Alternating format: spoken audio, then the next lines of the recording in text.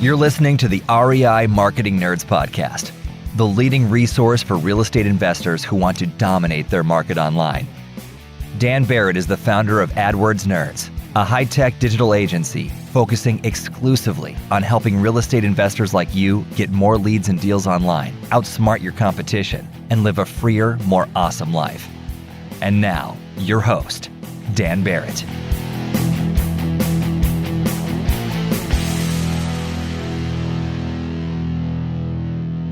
Hey guys, welcome back. You're listening to the second part of last week's episode. Let's jump back in. So how do I set entertaining emails? Yeah. The first way that I did it, and the way that comes naturally to us, is I just started telling stories, right? Because that's how we grew up to communicate. Most of our communication is through stories. The way that I'm communicating right now is through a story. The way that this whole podcast is kind of like one story to the next. Yeah.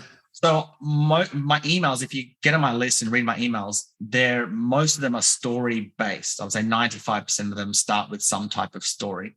It might be a personal story, but those are kind of limited. So I had to start looking outside of my own personal stories, right? So then I went to client stories, and then I went to like client case studies. I put those in my emails, and then I started using stories from the internet, right? So you can get stories all over the place. And this is what the biggest question people ask is like, look, how do I send an email per day? How do I have enough content? There are stories, or like this podcast, I could get like 3 or 4 stories from the conversation that we've had already. But an example is, remember when Will Smith went up and slapped Chris Rock, right? A couple of months ago. A couple of my clients took that story and used it in their emails, right? So the story is totally unrelated. Don't have to worry about, start with the story, right? To start with any story. I wrote a story the other day. I went onto a news website.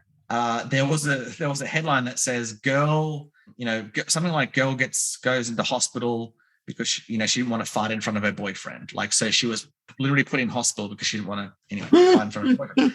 So I laughed first, and I thought, you know what, I'm going to use this in an email. I didn't know how I was going to use it, right? So that's the first part. I start with some type of entertaining story. I get it from all over the place. Facebook groups, news is great. News, YouTube. I watch lots of like investment YouTube shows every day. So I get stories from there and put them in my emails. So they come from all over the place. So you tell the story, and then here's the thing. That story will have a lesson, right? Almost always it'll have some type of, for me, it'll be a marketing lesson, but I could take the exact same story like that farting one, and it could have a dating lesson, right? Or it could have like a weight loss lesson. You just have to do a little bit of thinking, but generally, most of the time there is a lesson. If you can't think of a lesson, it's all right, move on to the next story. There's thousands more you can choose from. But that's the thing, you just go story, then the lesson, and then now you're on topic, right? So you've kind of spoken about the lesson. Now you're on topic, and now it's very easy to transition to your close. And my close is always basically the same thing. It's just, with that being said, if you need help getting more clients, I'll show you how to do that. Sending 1 email per day. Go here to jump on my wait list for my program. So that's the formula, is a story, lesson, close. That's what I teach my clients to start with. And by leading with entertainment in the first instance, not your content, now you're working with people's desires. Now they will start enjoying your emails. I get people writing in all the time saying how much they enjoy my emails. Also, I send an email every day with a pitch. An email every day with a pitch. I pitch in every single email. And since doing this since like 2016, I've had 2 people write in saying you send too much email. That second one came in literally 2 days ago. So, I kid you not, 2 days ago. The other one came in about 6 weeks ago. Yeah.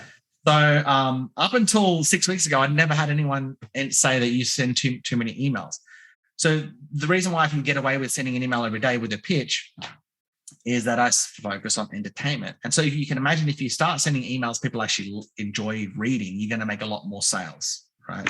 It strikes me. So 2 things jump out at me. First of all, about that story that I really love, which is for investors that are listening. If you are listening to this and you're like, well, that's fine for Luke, he's entertaining, marketing is entertaining, but investing is not entertaining. I would challenge you that there's literally like 3 TV networks that only show TV shows of people flipping houses and real estate investing. Right, exactly right. It's a whole genre of TV. But look what they do for the look at that. That's a really great example, because look at those real estate shows, and more broadly the reality TV shows. They're not really reality, right? So what they do, there's this show in Australia called Married at First Sight.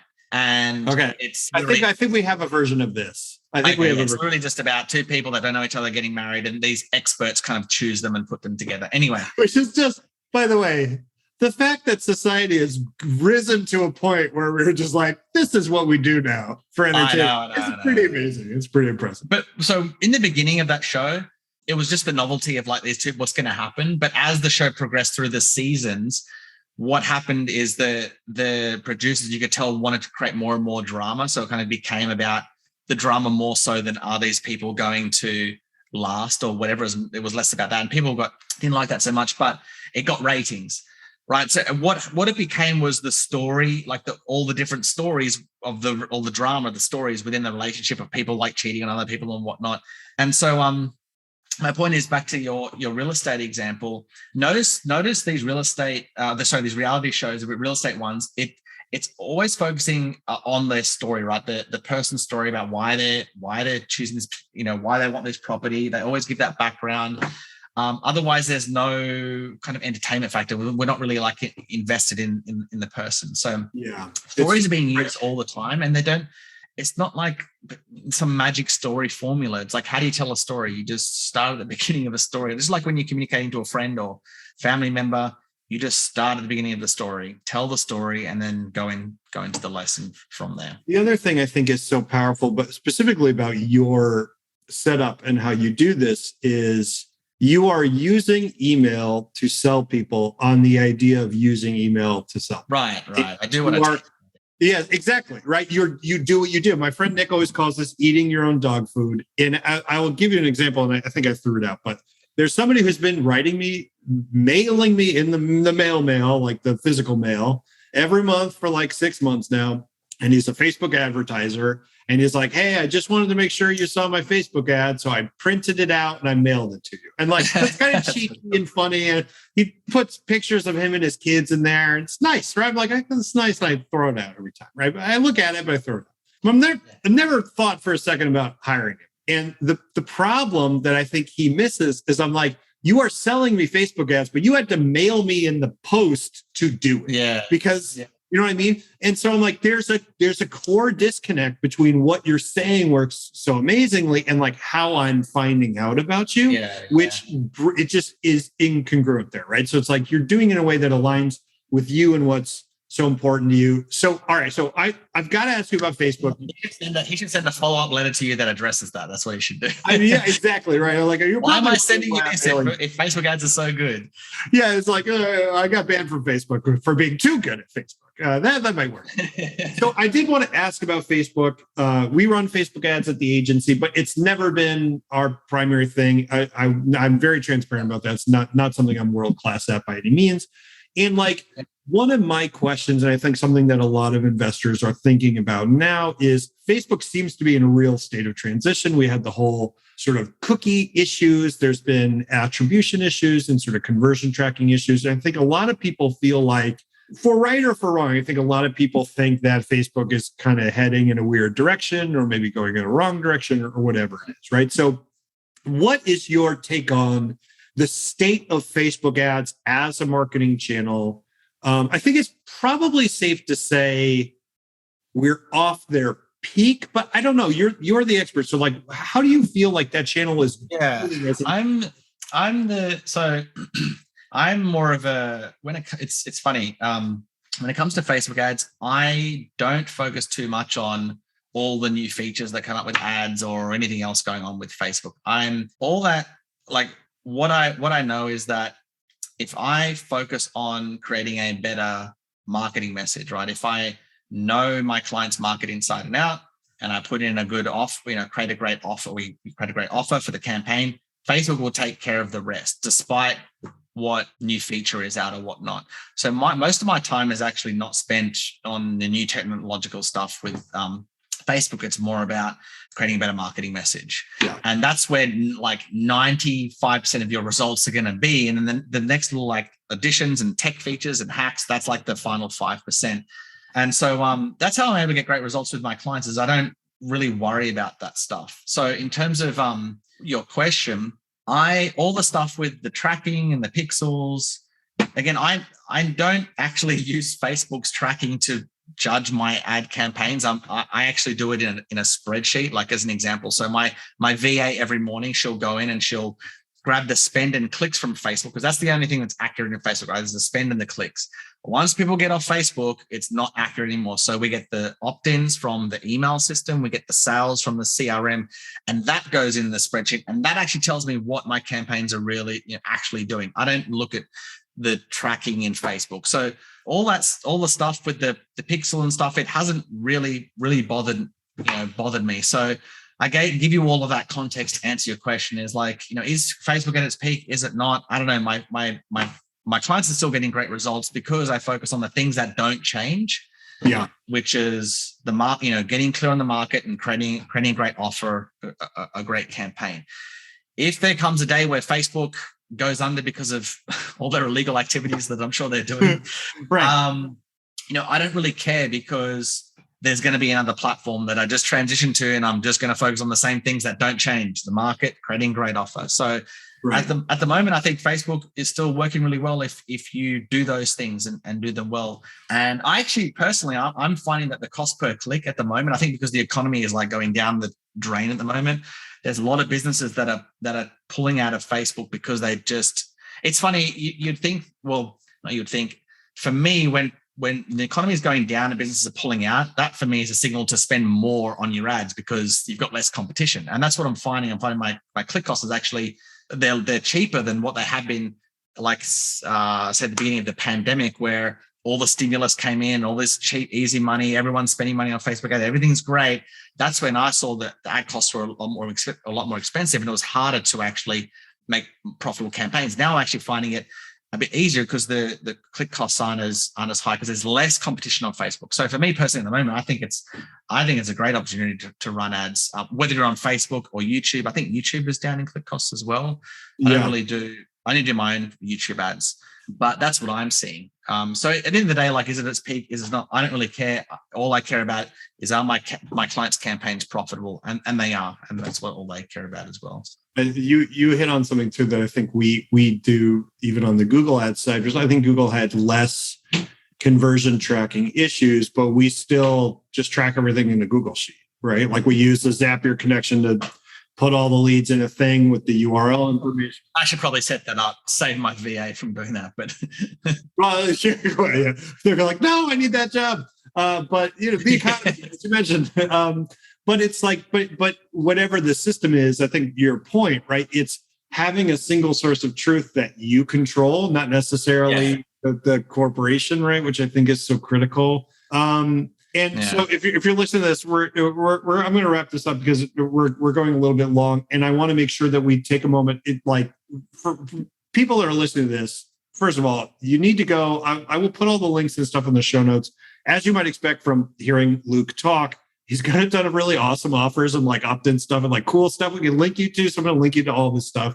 I want to ask you though, because you're such an interesting person. You have this really interesting business and you do these things that are highly impactful. You mentioned the whole hermit thing. So this is a callback. We're bringing it full circle. Bring it back. I'm curious if you look back more at your business journey, your sort of personal development journey. What's been something that you've done in your life that has really made a difference to you, either personally or professionally? Because you strike me as a person that is a really good example of playing your own game, right? Like you are running a business in a way that it aligns really well with your personality. It aligns really well with your strengths. You're not, you're not pitching the exact same thing that every marketer is pitching, right? You have your own approach. And it's working really well, right? So what was something in your personal development journey that really made an impact on you and sort of helped you to do that, sort of carve your own way forward, if that makes any sense? That's a great question. I love these questions, like these kind of mindset questions, because I think they're the most important aspect of becoming successful. So what was the thing that, sorry, can you just repeat the question again one more time? Yeah, I guess so. What was one decision you made or something that happened in your personal development journey, however you want to define that sort of helped you get to where you are today? And you can take that wherever you want. So I'll give you a bit of background. So I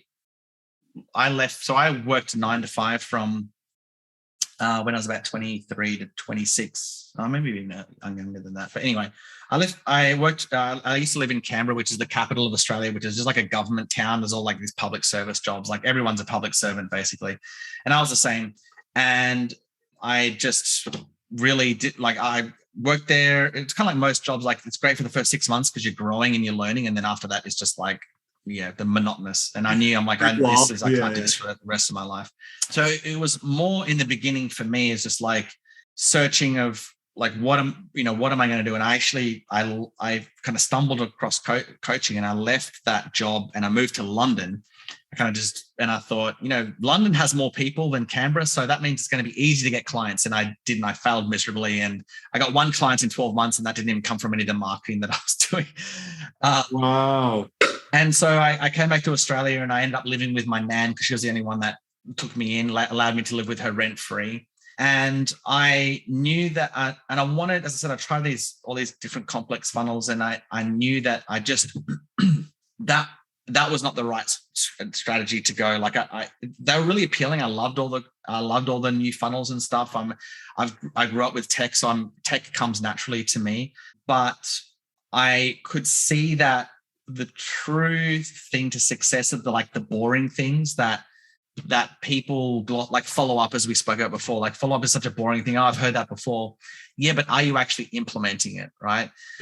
So I kind of knew that, okay, I'm not successful because I'm chasing all these bright, shiny objects, the things that the gurus say that are going to make you successful overnight. That doesn't work. What does work? It's the fundamentals. It's the boring things, the dull, unpolished things that people kind of ignore. They know that they should be doing, but they're not doing it. Like, for example, research your market, get very, very clear on your market, start with that, pick a really painful, unique problem to solve that, if you're going after a high ticket offer, solve a high ticket problem, like start there. Don't worry about your offer. Don't worry about any funnels like that. So, the boring fundamental stuff, like building your list, emailing your list.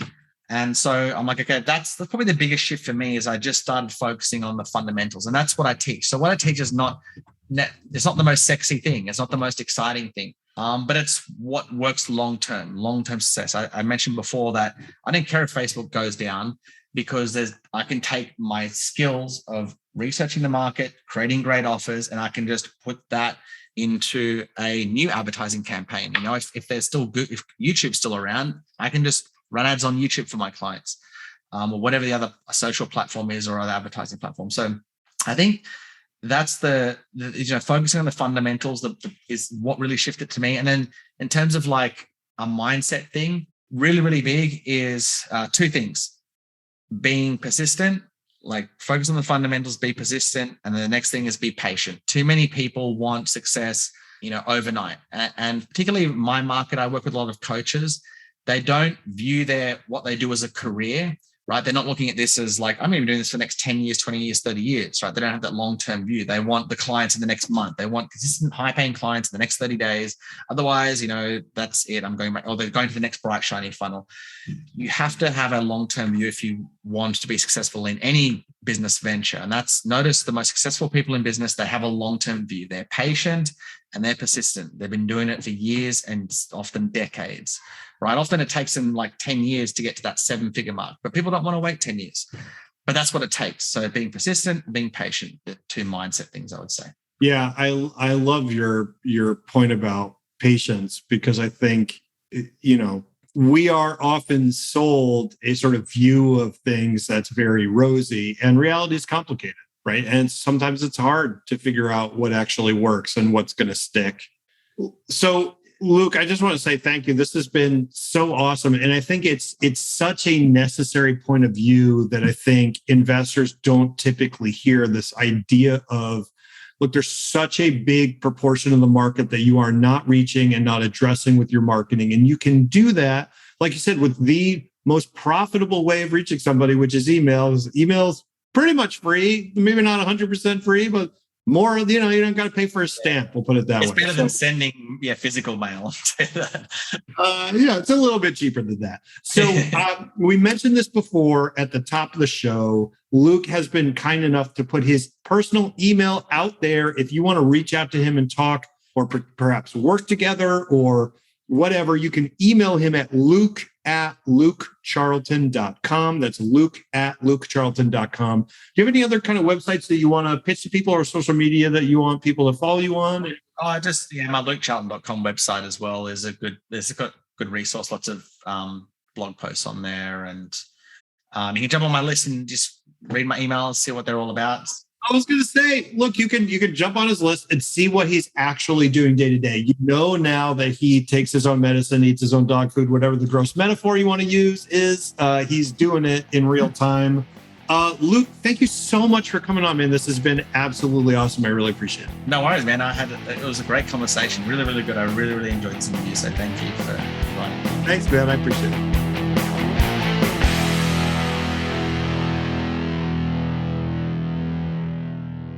This is the podcastfactory.com.